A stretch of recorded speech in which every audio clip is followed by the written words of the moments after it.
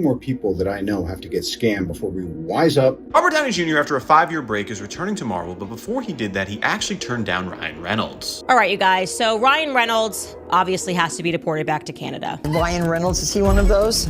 And you want to know something? He's not so funny in real life. Really? No, he's not so funny. He's very serious. Robert Downey Jr. has just made it clear he is absolutely not interested. RDJ, the Iron Man himself, just pulled the ultimate Hollywood power move that no one saw coming. In a town where people would sell their souls for 5 seconds next to Ryan Reynolds, RDJ flat out slammed the door on him. And he did it with a grin. But Robert Downey Jr. isn't the only one raising a skeptical eyebrow. Amy Schumer took cryptic shots at Blake. Candace Owens dragged Ryan for alleged on-set chaos. Tim Miller walked off Deadpool over Ryan's control freak streak. TJ Miller vowed to never work with him again. Everybody was like, why is Ryan doing this? And the other weird thing is like, maybe he got, I think he's kind of an insecure dude. He's really nice. Even Martha Stewart had something to say about Ryan Reynolds. I'm so surprised that Ryan Reynolds isn't funny. This is like a shocker to me. I see him he's a good walking up actor. and down our neighborhood all the time. He can act funny. But he isn't funny. Maybe he can get to be funny again. And Justin Baldoni, he's suing the Reynolds-Lively machine for $400 million, accusing them of defamation and career sabotage. Turns out, not everyone in Hollywood is buying the charm, and RDJ clocked it way before anyone. What has Robert Downey Jr. been hinting at? Maybe he's onto something we haven't figured out yet. Let's dig in. When word leaked that Ryan Reynolds had been desperately trying to snag RDJ for a Deadpool cameo, everyone assumed Robert would roll over. After all, who says no to Ryan Reynolds, right? But RDJ is not here to fetch. The Deadpool and Wolverine writers, Rhett Reese and Paul Wernick, even revealed that they had written entire scenes for Tony Stark, hoping RDJ would cave, but nope. So, according to a report by Variety, this guy, Robert Downey Jr., was offered the chance to cameo as a version of Tony Stark / Iron Man in Deadpool and Wolverine, but he turned down the opportunity after having read the script.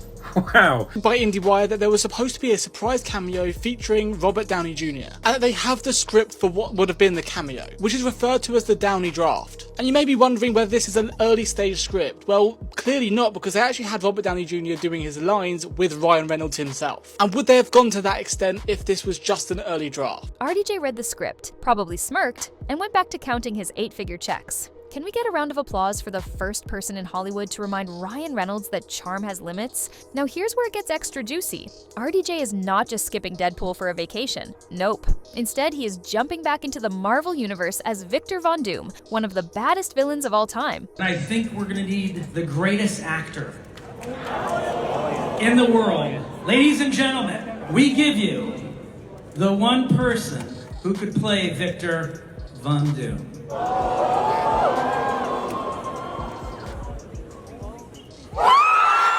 That's right, RDJ bagged an $80 million deal to play Dr. Doom in the upcoming Avengers flicks. So why settle for a Deadpool cameo when you can rule the Marvel world as its next top villain? That is like skipping the appetizer and going straight for the filet mignon. And don't get it twisted, this was not just a sorry, too busy moment. The whispers swirling in industry circles are saying that RDJ's refusal was a clear message. I will not be your prop. He saw right through Ryan's puppy dog eyes and polite texts. RDJ was not about to let himself be paraded around for Ryan and Blake's power games. The man has been to rehab, made one of the greatest comebacks in film history, and became an icon. You think he's going to cameo just so Reynolds can slap on another layer of Hollywood gloss? Well, think again, because the reality of Ryan Reynolds and Blake Lively is worse than you think. Even Amy Schumer called Blake out in the most cryptic words. I think she sleeps in a beautiful tower covered in ivy, nursing her baby, and definitely never heard about our stupid scene. Amy Schumer's backhanded diss at Blake Lively. On social media, they are all giggles, charity posts, and cute couple banter.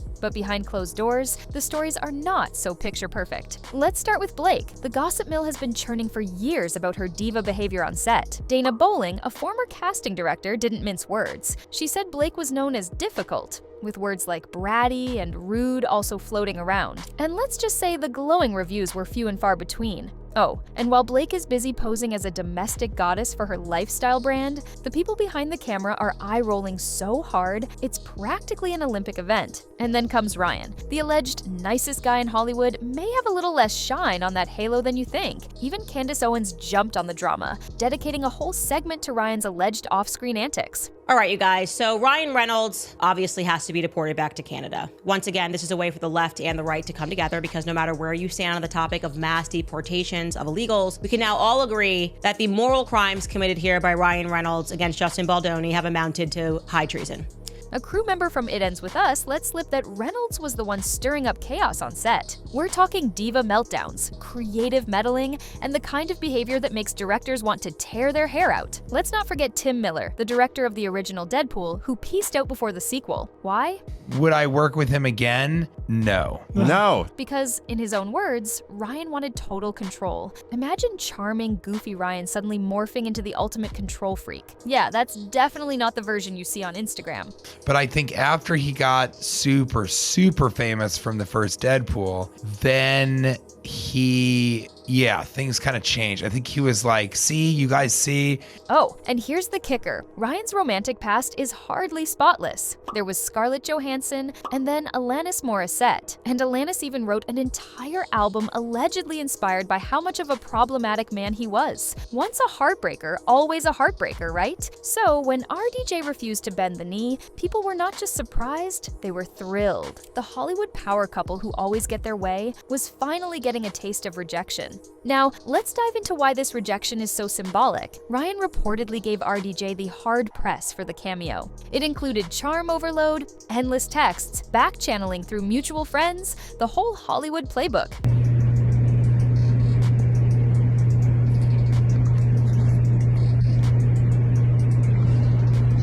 But here's the magic. RDJ saw the strings being pulled and cut them right off. Insiders are whispering that Ryan was hoping to boost Deadpool's box office buzz by attaching RDJ's Marvel clout. And honestly, can you blame him? A cameo from Iron Man would have sent Marvel fans into a frenzy. I would have loved to have seen him cameo in the movie. It would have been incredible. But RDJ did not need Deadpool. If anything, Deadpool needed RDJ. And that's where the real power shift happened. By politely stepping away, RDJ didn't just decline a movie role. He rejected the Reynolds-Lively brand machine. And in an industry where everybody scrambles to stay in the couple's good graces, that kind of move is rare and savage. The reaction has been an absolute feast for commentators. The right-leaning crowd has latched onto this as a glorious takedown of Hollywood's fake elites. And this includes those polished, performative, PR-driven celebrities who sell authenticity, but live behind layers of carefully managed spin.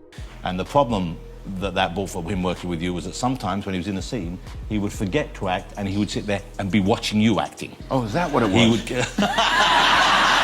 I just thought he was terrible.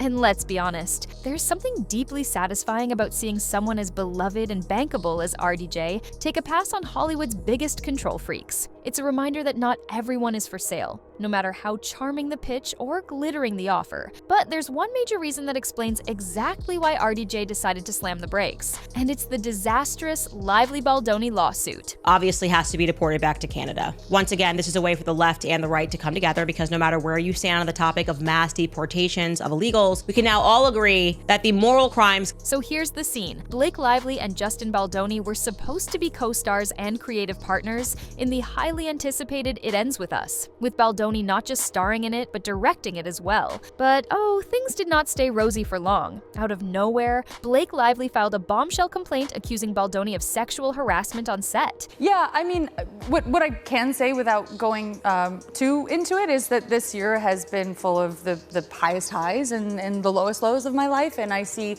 so many women around afraid to speak, especially right now, afraid to share their experiences, and fear is by design. It's what keeps us silent. But within mere days, Baldoni's powerhouse talent agency, WME, dumped him, and the town turned its back. It all seemed cut and dry at first glance until Baldoni came swinging back. He called Blake's accusations a calculated power move, accusing her of playing the harassment card to oust him and snatch control of the film. But he wasn't done yet. Baldoni then dropped a bomb on the whole ordeal, which came with a whopping $400 million lawsuit. We have always said that we are not perfect, and even if it unintentionally made mistakes, we will always own them. we hold ourselves accountable. It's not anyone's job but ours.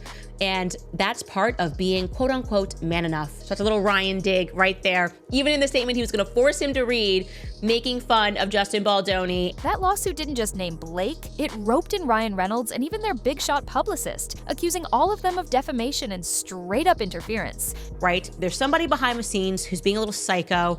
They wanna control public thoughts, they wanna control public minds, and they are basically like, you're gonna read this statement with a gun to your head, even though this has been a terrible thing, and even though it is our fault, we have been awful to you. We've been threatening this movie every step of the way to get what Blake. But here's where the tea turns piping hot. One of the most shocking claims in Baldoni's filing was that Ryan Reynolds himself allegedly whispered poison into WME's ear, painting Baldoni as a sexual predator and pressuring them to sever ties. If true, Ryan wasn't just a passive bystander, he was actively engineering Baldoni's career meltdown behind the scenes. We're talking next-level manipulation, straight out of a Machiavellian playbook. And the drama didn't stop there. Baldoni's team accused Ryan and Blake of feeding false stories to the media and even slipping provably false tips to none other than the New York Times to cement the villain narrative. Baldoni's lawyer clapped back hard, calling out the irony of Lively and Reynolds painting themselves as public victims, all the while allegedly orchestrating a ruthless takedown behind closed doors.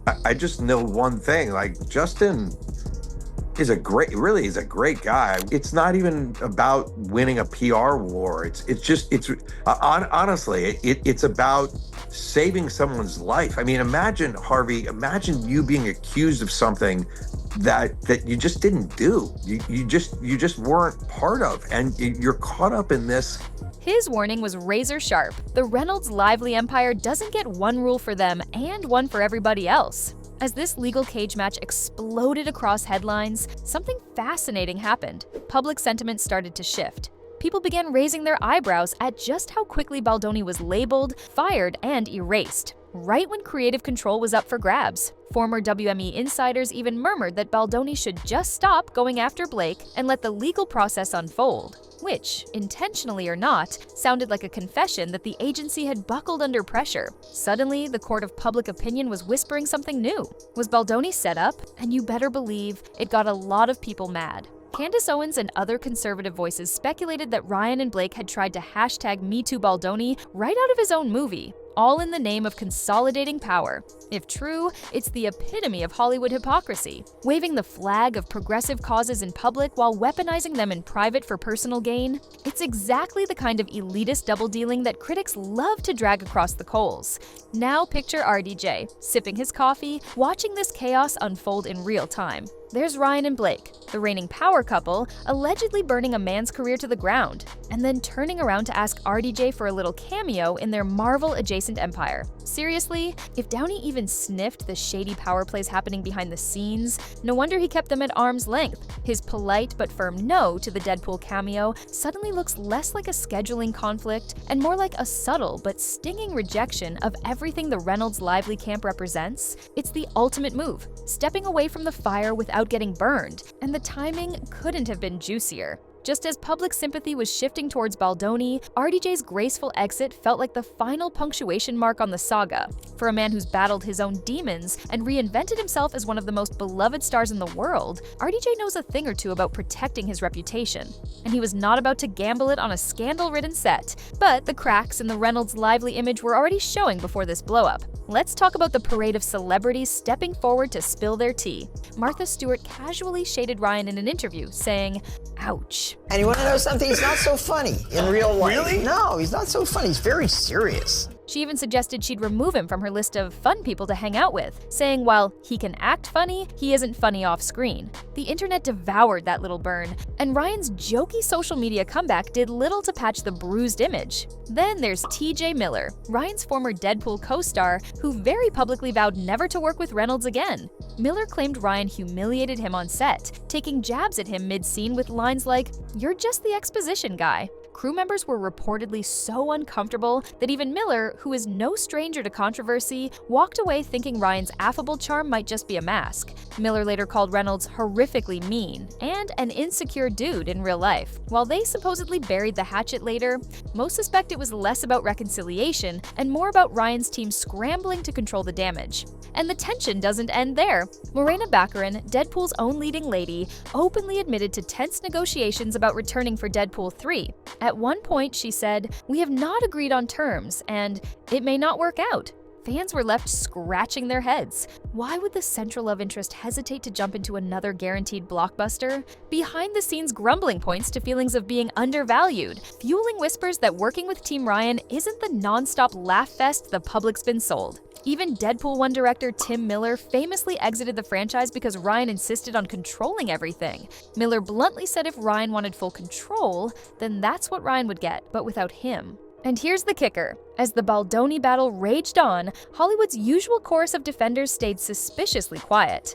Morena Baccarin was silent, and Tim Miller wasn't exactly rushing to Ryan's defense. Blake's inner circle, once a glittering social web, has been noticeably subdued. Even Rebecca Ferguson had things to say. I did a film with an absolute idiot of a co-star, and this human being was being so insecure and angry because this person couldn't get the scenes out. The gossip grapevine even spun a wild rumor that Taylor Swift, Blake's superstar BFF, was quietly distancing herself after Baldoni's legal filings had name-dropped her in a convoluted twist. Taylor's team shut the rumors down. But the fact that they even surfaced speaks volumes about how radioactive this whole debacle has become. On social media, the floodgates have opened. TikTok, Instagram, Twitter, you name it. People are dissecting Ryan's interviews, spotting cracks in the nice guy facade, and rewatching his jokes through a new, sharper lens. The hashtag Ryan Reynolds' real face took off, with users claiming his charm is 90% PR, 10% genuine. Candace Owens herself weighed in, calling Ryan crazy, controlling, and that sent the commentary machine into overdrive. All this turmoil was already bubbling before RDJ delivered his now legendary snub. But once he did, it was like Hollywood collectively exhaled. If RDJ, one of the most powerful and beloved stars alive, could walk away from the Reynolds-Lively orbit, maybe others could too. Suddenly, the golden couple looked a lot less untouchable, and the Hollywood crowd could sense the shift in the air. If you liked this video, don't forget to subscribe, and be sure to watch our other videos if you're into celebrity news.